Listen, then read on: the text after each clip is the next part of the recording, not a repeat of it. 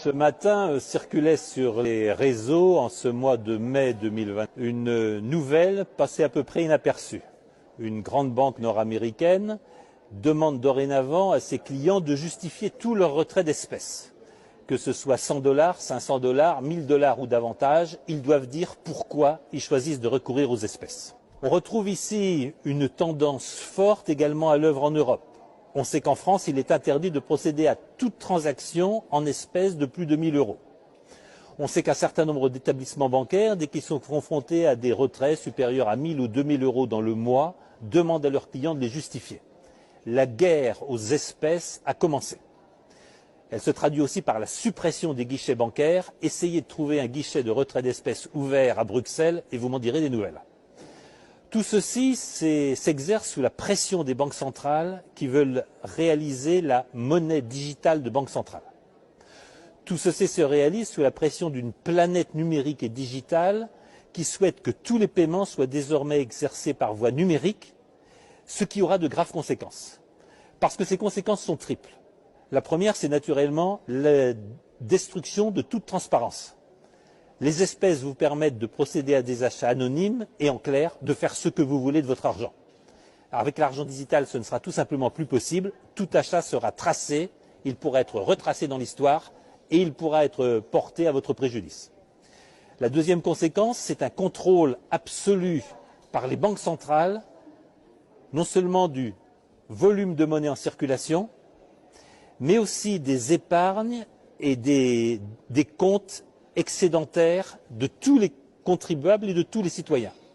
Ce qui signifie que la Banque centrale pourra d'un trait de plume limiter les retraits, voire limiter les volumes d'épargne et les volumes de monnaie. Il lui suffira de supprimer des signes monétaires dont elle contrôlera la totalité. Puis le troisième point, et c'est le cauchemar d'une démocratie, c'est l'arrivée du crédit social. Selon vos consommations, selon ce qui pourra être situé de vos consommations, par exemple, vous mangez trop de viande. Par exemple, vous consommez trop d'eau.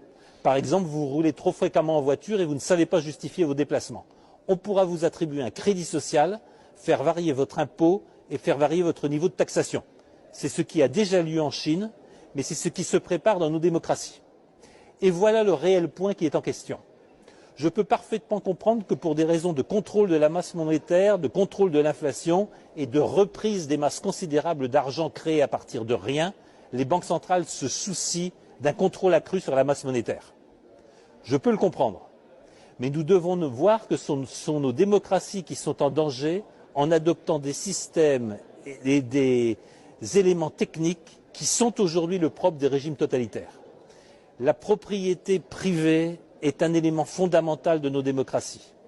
Le caractère sacré de la propriété privée et des contrats privés est un élément de base de nos démocraties libérales. Tout doucement, sous l'égide du numérique, sous l'égide de la transition écologique, sous l'égide de glissements présentés au nom des meilleures intentions, nous sommes en train d'abolir les différences qui séparent nos démocraties des régimes totalitaires. C'est une pente extrêmement dangereuse.